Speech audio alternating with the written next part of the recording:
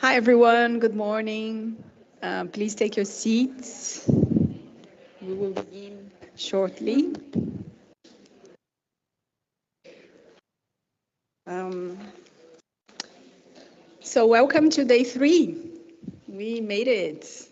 Um, yes. A round of applause to you. Um, so, as you know, we are here co-creating these new possible activities for the new Gender Action Plan. And thank you so much for the quality of work that you put and the efforts looking at all these flip chart notes and all these A4s from yesterday, A3s from yesterday and today. It's a lot of work. So thank you so much for being here. We would like to thank GIZ as well for offering this beautiful room, this space for us today during a public holiday. So really nice. For those of you who are in the room for the first time, my name is Thais Prado. I'll be moderating this session today. And this is the QR code and the Wi-Fi code for those of you who didn't saw this in the entrance. And because we are in a new room, I have some housekeeping rules to share with you again. We will webcast this session as well, but now on YouTube, because we are outside of the UN campus. We still have our participants online joining us. And we have the whisper interpretation in Spanish and French. So our interpreters, if they can raise their hands. Thank you. French here and Spanish there. And still no food or drinks from this part of the room. You can have some. We had some welcome coffee at the back of the room. Okay, so just as a quick recap, on day 1, we were looking very much at the existing activities. What is still very important? There's a lot of. What is still very important for advancing the Enhanced Lima Work Program, but at the same time, these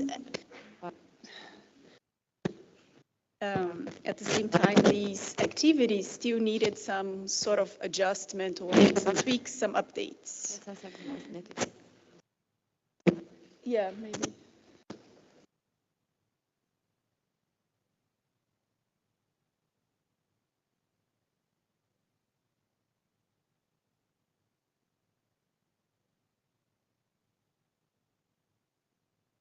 I think this is better, no?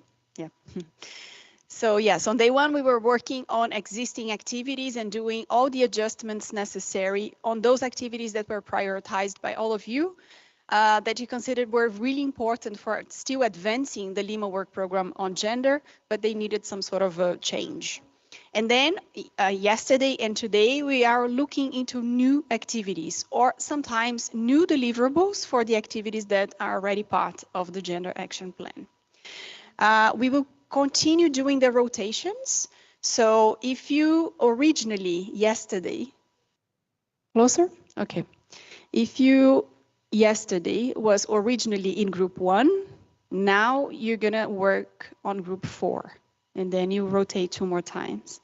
If you were originally in group 2, you're now group 5. If you're originally in group 3, you're now working on group 6, station 6. Which is there. If you are group 4, you're now in group 1. If you're group 5, you're now in group 2. And if you're group 6, you're now in group 3. Are we all in the right stations at the moment? Okay. So yeah. So today in the morning, we're going to be doing these rotations and finish the morning with this commitment of having walked through all the stations. So everyone collaborated in every priority area, which is very important for us. It was very important for you according to the submissions as well. And the virtual participants who yesterday were working on group 1, 2, and 3 will now work on groups 4, 5, and 6. After lunch, the facilitators will then compile, very easy task, every feedback that they received, including those from the virtual groups, and produce a cleanup version. And towards the end of the day, we're going to have time for presenting back here on stage. They will focus on what changed from what they presented yesterday. We'll do our best to show this, all the photos of the A3s here. So please make sure that when you finish the cleanup versions, someone in your group, a note taker or someone from the gender team took all the pictures so that we can project here, and it's much easier to understand what we are talking about. And we will focus on the changes. And by the end of the day, we're going to hear from Ambassador Vanessa Doce de Faria. She's Brazil's High Representative for Gender Issues from the Ministry of the Foreign Affairs. She will be with us to do the closing remarks. So again, I think you are all set with the room, but here's the layout of the room in case you need to double check. And another reminder is that everything that you produced from day one and day 1 and day 2 is already in the website. In every slide, you have this QR code, so you can go there and see all the materials that were produced by you up until now. And we will continue doing the same. When you rotate in the groups, as of yesterday, you should focus on these 3 questions. You look at the activities, the new activities that were produced, and then, is there something missing? Do we see any clashes or any issues? And is there a very important stakeholder that we didn't consider yet? So this will help you structure your feedback and build on what the other groups that already visited that workstation before you already mentioned. So that's it. We will do these 3 rotations, and then before going to lunch, we will go back to hear everyone together. And Flare will answer the questions that you posed about the secretariat process. And we made sure that she will be here before the cleaned up version, because maybe some of her answers can inform some details that are still pending. And then you can do a cleanup version already with that information in mind. Yeah, so I think that's it for now. Does anyone have any questions? No, all good. Then I wish you a really nice rotation for 30 minutes, and like in your groups where you are right now. And after 30 minutes, we'll let you know, and then you keep doing your rotation clockwise. Thank you so much. Have a good day of work.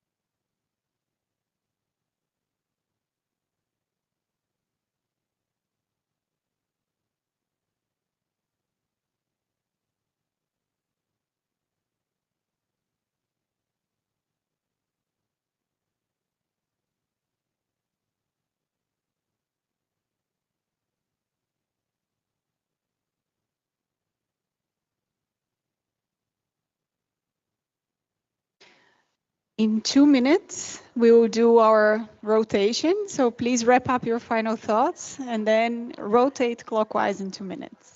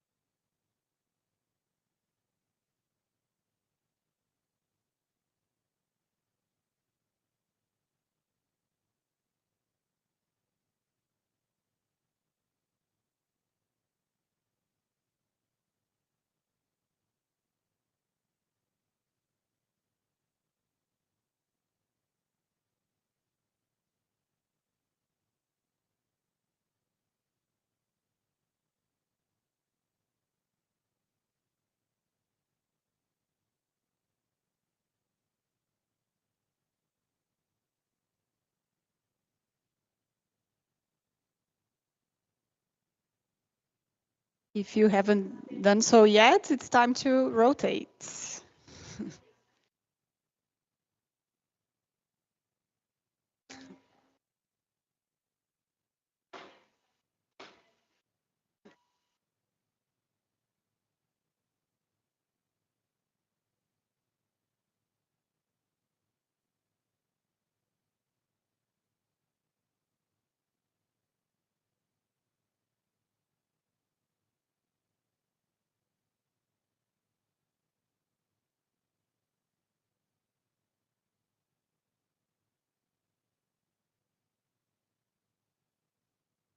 Let's rotate, please.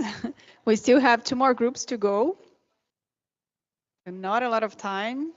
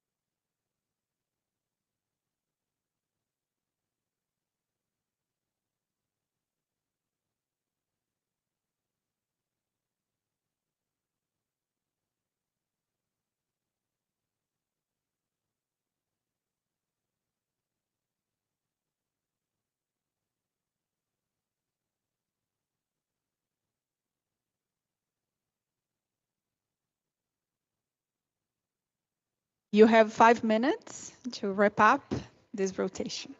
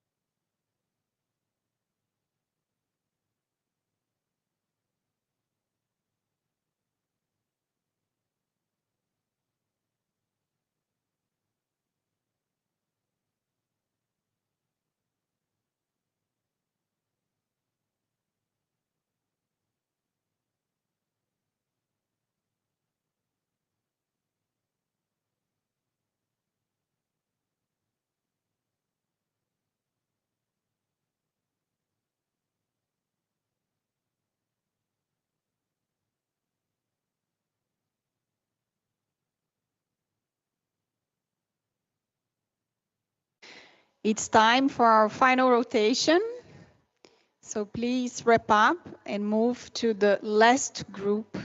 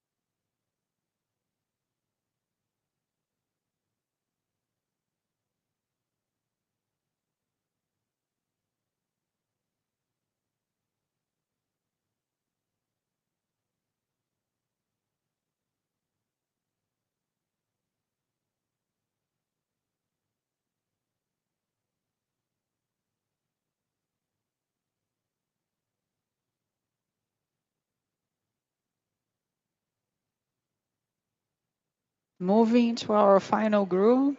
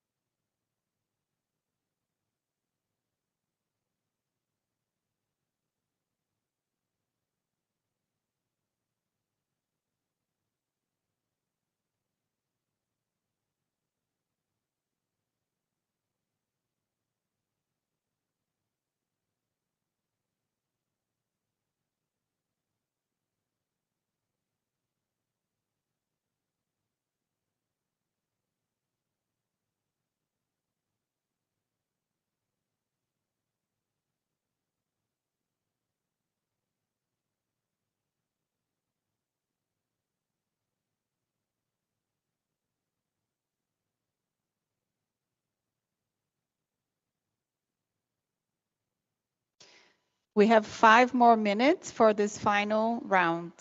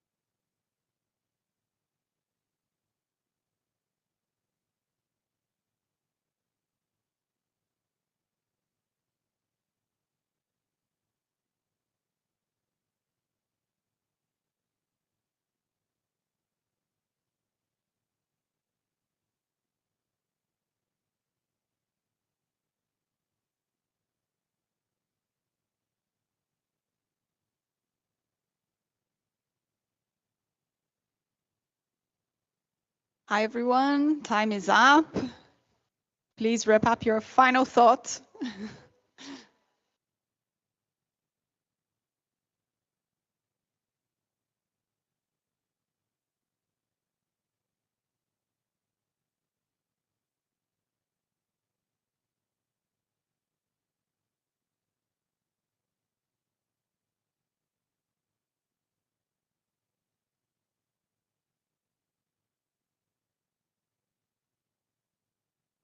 In 1 minute, we will hear from the Secretariat.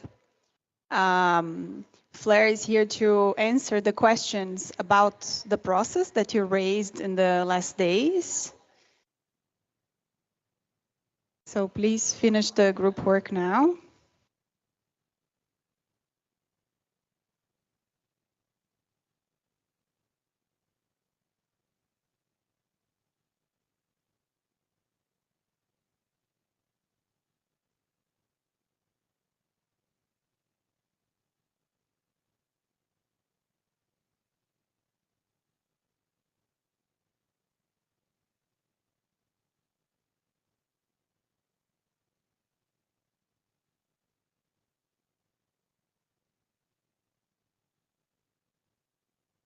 Okay, so please take your seats. Thank you so much for all the work you've done.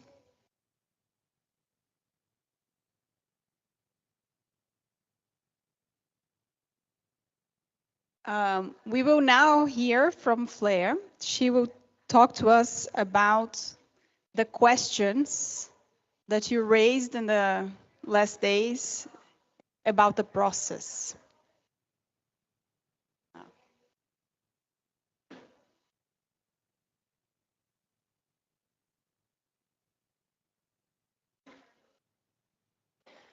And maybe these questions answered will help you with your cleanup version.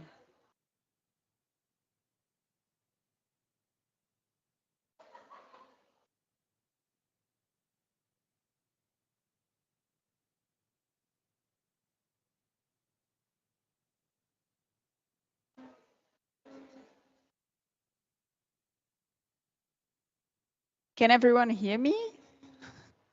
Yes, thank you.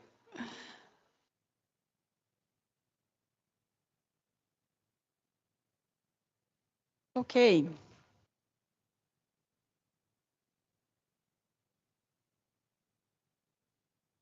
So Fleur will begin to answer the questions that you raised in the past years. They are here on screen. So shall we go one by one, Fleur? Yes. Hello, everyone. I am very pleased to be here. I have been away this morning because in addition to leading the work on gender at the Secretariat, I also lead the work on Action for Climate Empowerment. And there's an amazing session going on at the moment on the ACE dialogue. And I also support the work on children and youth, including the Presidency Youth Climate Champion, who had some bilaterals this morning with the Deputy Executive Secretary and the Executive Secretary. So I am now here to answer questions that you have posed in the last 2 days about things that might be easier for the Secretariat to answer than others. And you will see them on the slide. They are based on, that's the groups where those questions were raised. We know that there may be other questions today, and we will look at how we address those. But all of these questions I'm going to respond to here, and then we are going to gather them together as FAQs that we will then share on the webpage, on the workshop webpage. So on the question, do other Rio Convention secretariats or do other Rio Conventions have gender focal points? Do all of them have? So yes, the UNFCCC does, and there is a public list of all national gender and climate change focal points under the UNFCCC process. CBD has recently established the role, and that's in the CBD Gender Plan of Action, Decision 1511, paragraph 7, and is a very similar looking mandate to the mandate that's under the UNFCCC. The UNCCD has a gender caucus, and that is a different sort of body than under either of the other two conventions, and that caucus includes parties and non-party stakeholders. But to my knowledge, doesn't have focal points. There are focal points in the same way there is under the UNFCCC, national focal points for all of the conventions. And so there is an entry point for all countries, just not necessarily one dedicated to gender. There was a question, the next question was, how can we engage with presidencies to ensure gender balance in the presidency team? And so here, the point about the presidency, this is a party-driven process. Presidencies are parties.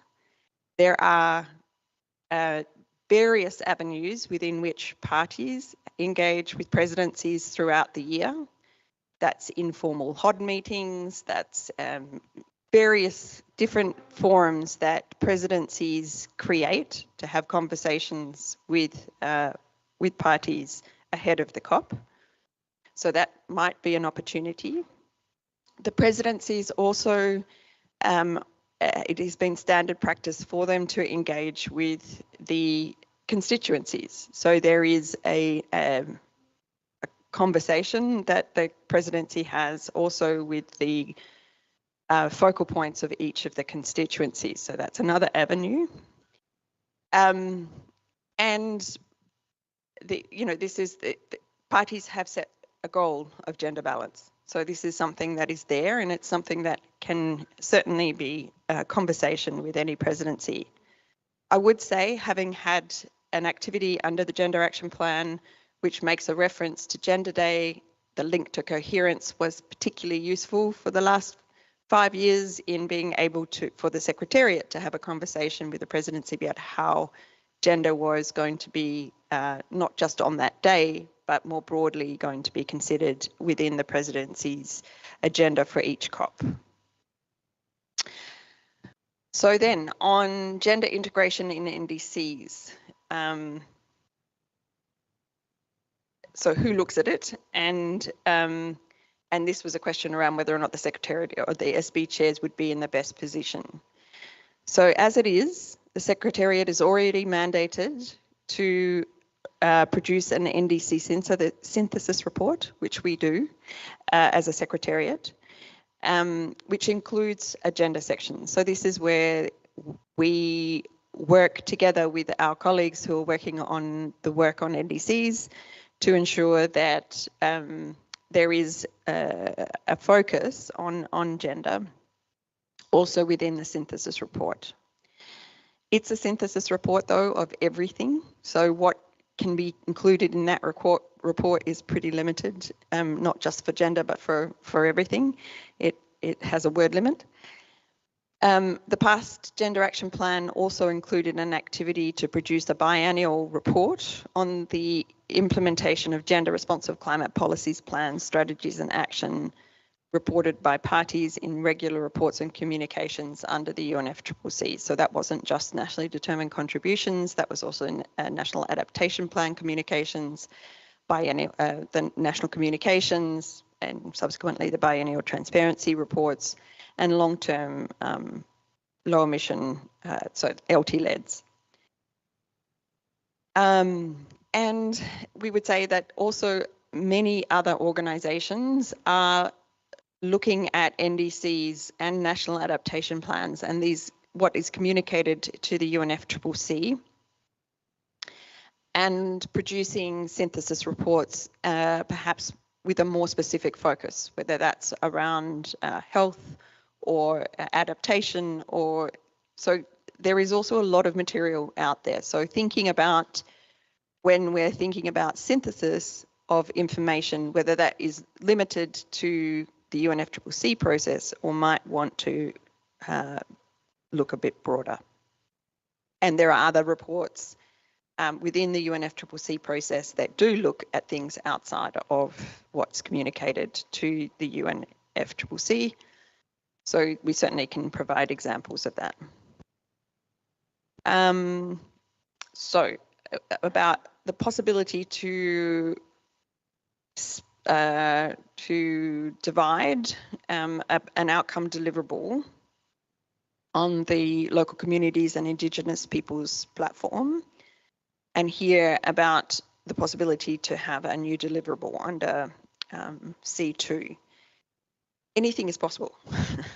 It's just how we go about doing this and what that deliverable might be. One of the things that might be helpful in this context is to also be looking at what is already in the LSEP work plan to see if there is something where it could potentially be a synergy or complementarity.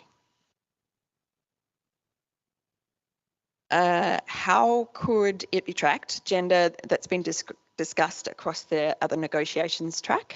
Well, in the first instance, all negotiations outcomes are public and publicly available. The Secretariat, our team, does as part of our post-COP work, post-COP CMP work, is to look at all of the decisions and see where there might be new references to gender, social inclusion, those sorts of things. We do that also for ACE and for children and youth. And we compile that in an informal document, which is a spreadsheet. The wonderful people who have developed the Gender Climate Tracker, however, have that publicly available in an app. So that information is also already available through the Gender Climate Tracker app. But here is worth thinking about whether or not there might be some informal things. So at the moment, a lot of the reports that are referred to in the Gender Action Plan are formal documents. There are also examples of us as a Secretariat publishing things informally or publishing things which are reader friendly, which assumes that our reports are not generally reader friendly. So there are ways also of describing how something might be done.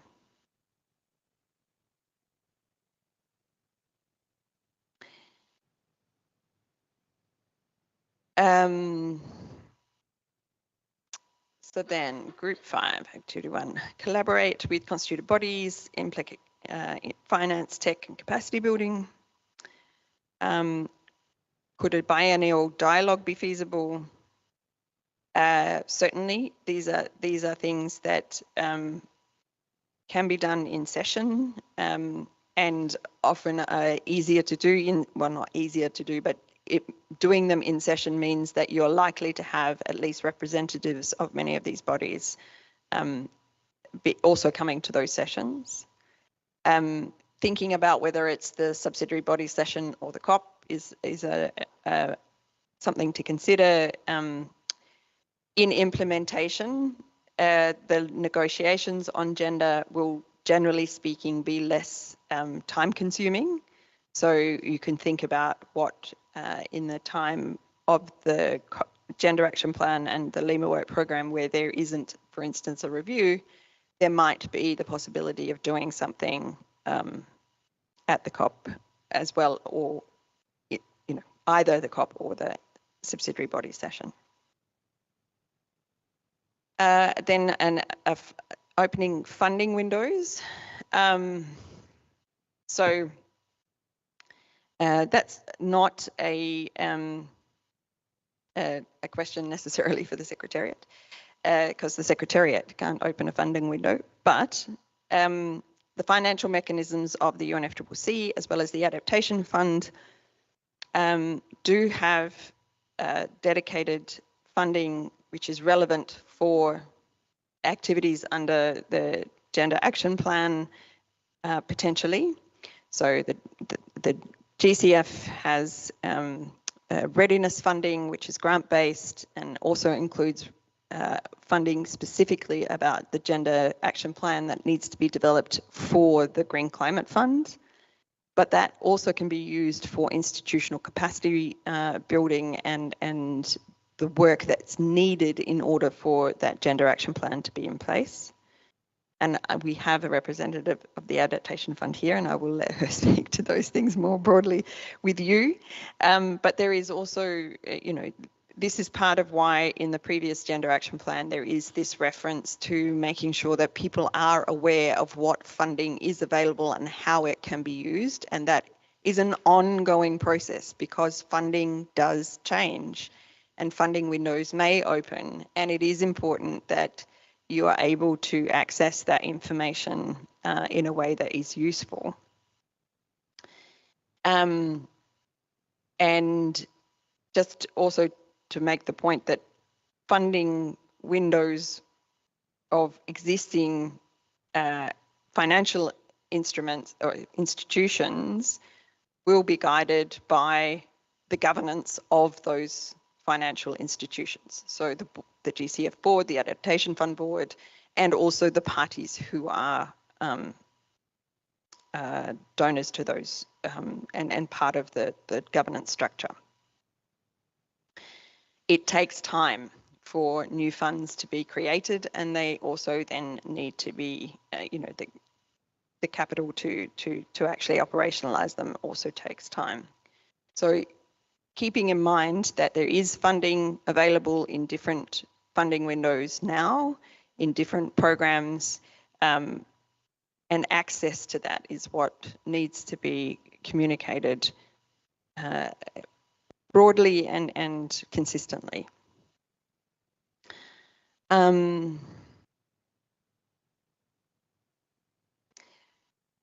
So in terms of the interaction between the agenda items, so I think everybody in this room would know that in addition to the Lima Work Programme on Gender decision last year, there were also decisions on the guidance to the GEF, the guidance to the GCF, the guidance to the Adaptation Fund, the guidance to the SEF, and a more limited inclusion in the NCQG decision. So that guidance came via the discussions in those agenda items and resulted in those decisions. And we've also have GCF colleagues with us. And the importance there was that because that guidance came the way it did, it then resulted in that being considered by the GCF board. There specifically, there is a reference to funding in the context of the Gender Action Plan. So part of what the GCF now needs to do is look at what that means for the process. And so that is a coordination that needs to happen within delegations. So again, thinking through that as a challenge, what might the Gender Action Plan, what activity within the Gender Action Plan might be useful in order to facilitate that dialogue of different negotiators coming together, and whether or not that's something that needs to be formally listed as a deliverable or if that's to be done some other way.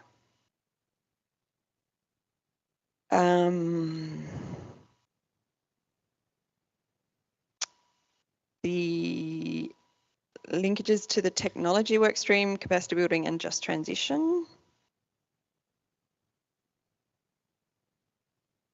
There's, again, these are items which have their own agenda items and there needs to be some coordination around with the negotiators who are negotiating in those rooms, but they also, in each of these cases, there will be opportunity for engaging in for instance, the Just Transition Work Program, there's been both submissions and dialogues. And so engaging in that work streams work to bring perspectives is also a possibility.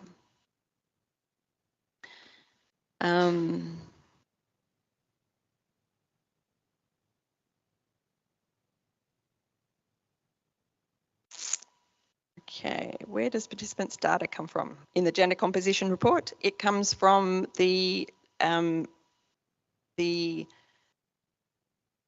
list of participants for the for each session, and I think Alma's here. I think it's on the last day of the session. Yes, it's the list of participants on the last day of the session. So one of the things about that is that that means that those are the people who registered and collected a badge, or just, yeah.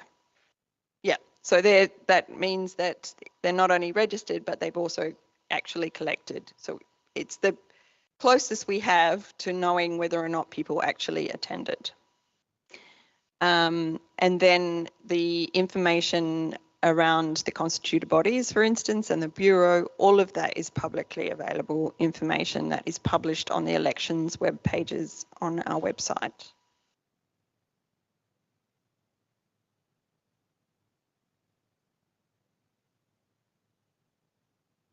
And so we also, with the annual gender composition report, the methodology for the case studies and things like that is also included on our webpage.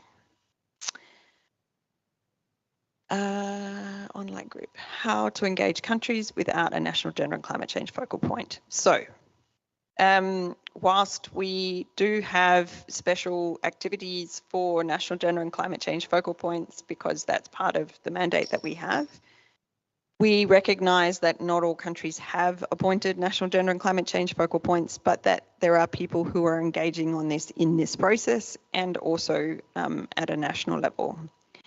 And there, what we've tried to do is to, when we're aware of that, to make sure that they're included in activities, and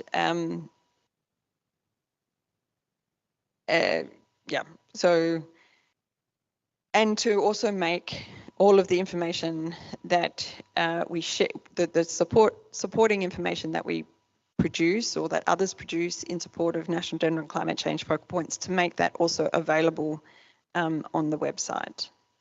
The gender team email is one that anyone can contact us on, and certainly we have engaged with parties who have not yet appointed a national gender and climate change focal point.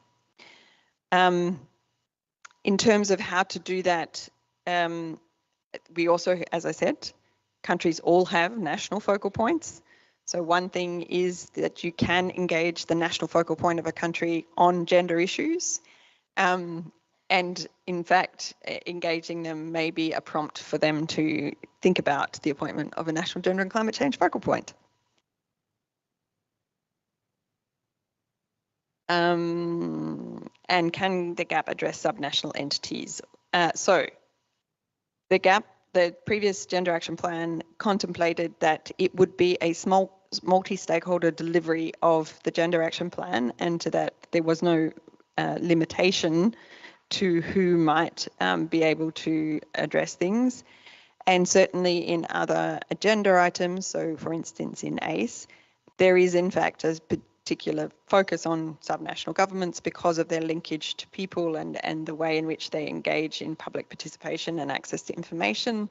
So certainly that it would not be a barrier to an invitation in the same way you would invite anyone else. And I think that's the end of the questions for the moment. Thank you, Fleur. Yeah, you have a question? No? So do we have any questions in the chat? No? All right. So as Fleur mentioned before, the questions raised today in the groups will be collected, and then this FAQ will be produced. So before we go to lunch, just some announcements. after lunch, you will be again in your original groups, producing the cleanup versions, contemplating everything that the facilitators heard while you were away, going to the other groups, plus the feedback that was provided by the virtual participants, questions or comments in the Mentimeter. So we are printing all of this, bringing it to your group so you can work for 1 hour on that. And before we go, I also would like to ask you to go to this Mentimeter and then answer the question, and I'm going to put the Mentimeter on screen in a moment. I'll just let you scan it first. We want to hear from you. How did the GAP inspire innovation in your work and in your organization? So please put your name and the organization as you reply to this on Menti, because we would like to see the impact of this work and therefore the potential impact of the new Gender Action Plan. We have some interesting examples. One is a case of the adaptation funds and the creation of the direct access facility and the dialogue with the IPCC at COP27. And the other very concrete example that we have is how the Enhanced Lima Work Program and the GAP inspired innovation through an invitation to the ILO to develop a technical paper on gender responsive just transition.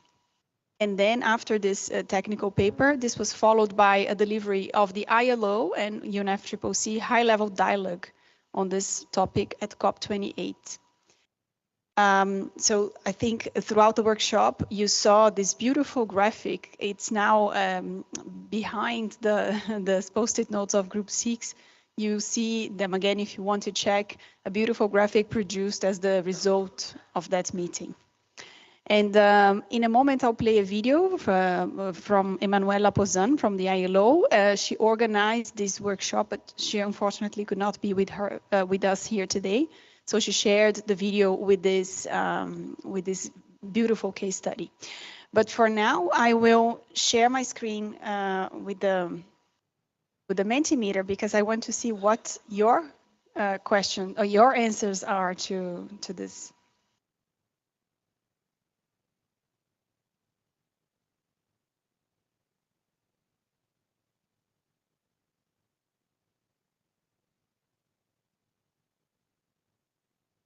Second.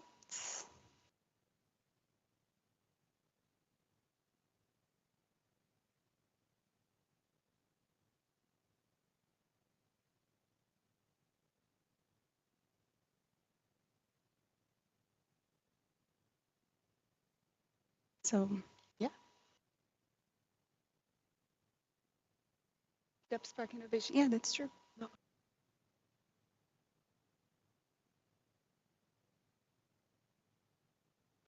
Yes, I can.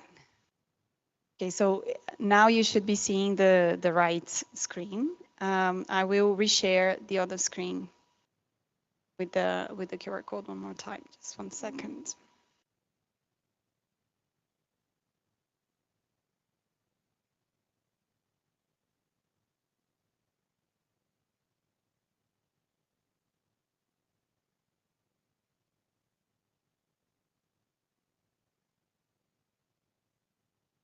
Loading, yes. So here the Mentimeter again. Thank you, Flora.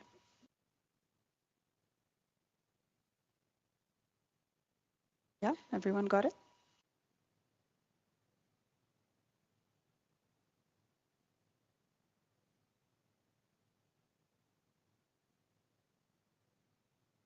Let's see. Increase the attention towards intersectional data. Great. It made us reflect on what activities we undertook per priority area. We also have dedicated focal points. It provided also an overview to reflect if we considered the different elements in DCM. I was able to pre-activate on gender responsive initiatives, to be proactive, actually. I was able to be proactive on gender responsive initiatives. The GAP ensured our own gender strategy alignment and relevance to the global agenda. built trust between parties and civil society, so much such that they began offering party overflow badges to youth and young women to attend the UNFCCC meetings. That's amazing. The gap resulted in the increase women recruitment in the international policy negotiation teams. Collaboration on overcoming the funding challenge towards developing a national action plan for gender and climate change between government and a CSO, WEP, who held secure funding. Made us develop a national level gap to implement national level gap. Nigerian government. Reflect more deeply on whose knowledge counts in climate science and decision making. It challenged us to consider whose voices and experiences are included or excluded in shaping our research priorities. GAP has given much inspiration to set up our gender program in my union for training and campaign. Now we have many programs on gender issues. Now still struggle with gender issues on climate change. The GAP enhanced gender mainstreaming into climate change policies and related activities in Mozambique, inspired the conceptualization and implementation of the Resilient Futures, empowering national climate actors for gender transformative adaptation, funded by AFDBs, ACCF, UNFPA, SRO, exploring how we can unpack intersectional approaches in climate change adaptation. Work together in gender-responsive climate actions, put women and vulnerable groups in the heart. The GAP help collaboration with people on the ground, with local communities and indigenous peoples. Wonderful. You can keep them coming. I will not keep reading because we need to go for lunch, but please keep them coming. They will be published on the website, the workshop website, so we can see all the answers and collect this amazing impact. So that's it. Enjoy your break, and we'll be back here at 3 p.m. in your original groups to do the cleanup. Thank you so much.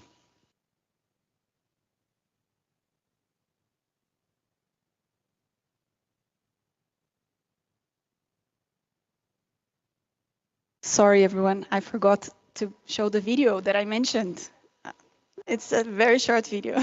Please bear with me.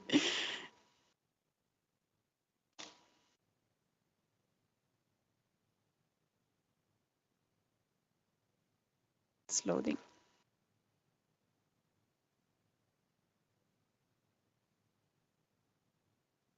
There we go.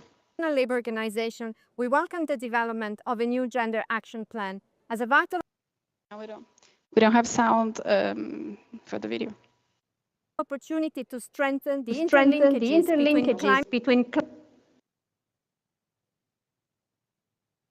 At the International Labour Organization, we welcome the development of a new gender action plan as a vital opportunity to strengthen the interlinkages between climate action, gender equality, and just transition. The impact of climate change on the world of work are undeniable. Job and income losses, rising health and safety risks, and reduced productivity. But with the right policies in place, the shift to low carbon, resilient economies can unlock new pathways for job creation and social justice. Women and girls from all different backgrounds are more likely to face unique and disproportionate impacts as climate change exacerbates existing inequalities and threatens their livelihoods, safety, and rights. That is why it is vital that the new gender action plan embeds a clear commitment. Climate and just transition policies must be intentionally gender responsive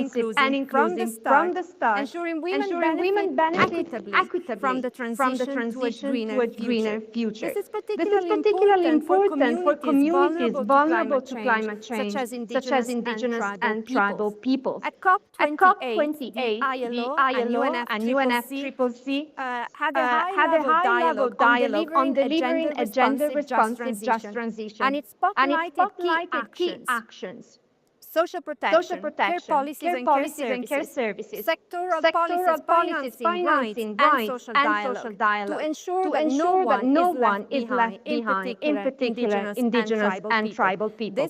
These priorities align closely with the ILO guidelines for a just transition towards environmentally sustainable economies and societies for all, and are further elaborated in a multilingual guide on gender equality and inclusion for a just transition in climate action, grounded in international labor standards and in the principles of social dialogue, including the rights enshrined in the ILO Convention 169 on indigenous and tribal people. The ILO supports governments, employers, and workers' organizations in developing inclusive policies that ensure just transition processes are gender responsive, respect cultural identities, and uphold the rights of all people in the world of work. By prioritizing equitable participation and tailored solutions, the new gender action plan could value just transition policies that address the unique challenges faced by women, indigenous and tribal people, and marginalized groups in the shift towards sustainable economy. Strengthening the role as agents of change in climate action and sustainable development with decent work for all is key. The new gender action plan is therefore a unique opportunity to also center the care economy for climate resilience. Investing in the care economy is investing in climate resilience. A just transition offers a crucial opportunity to value care, work by investing in public care infrastructure and services as a climate adaptation strategy. By prioritizing the care sector, we can support gender equality in the workforce while building a climate resilient community.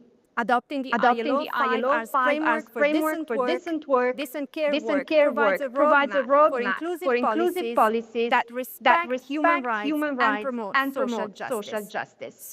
So let's ensure that the new gender equality plan is truly fit for purpose, ambitious, inclusive, and actionable for the years to come. Governments, employers, workers, and other stakeholders must seize this opportunity to embed gender equality at the heart of climate action and just transition efforts. Nationally determined contributions and just transition frameworks offer vital entry points to drive the change on the ground.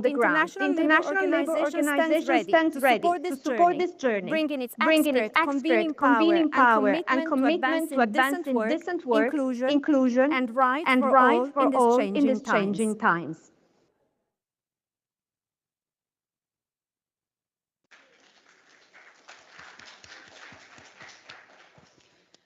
Great.